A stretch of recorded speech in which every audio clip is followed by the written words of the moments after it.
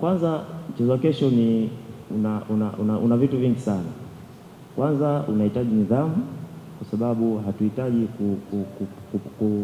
kupoteza kwa goli aina yoyote. Kwa hiyo cha pili tunahitaji tupate matokeo. Kwa hiyo vitu vyote viwili nasema vitatakiwa vitumike kesho, kwa maana kwamba lazima tuhakikishe tunashambulia, lakini lazima tuhakikishe kwamba tunazuia. Kwa hiyo kwa jumla tu nikutoa wasiwasi kwamba maandalizi ambayo tumeyafanya ni mazuri sana, na niseme tu kwamba tumejiandaa vizuri kupata matokeo mazuri mchezo wa kesho.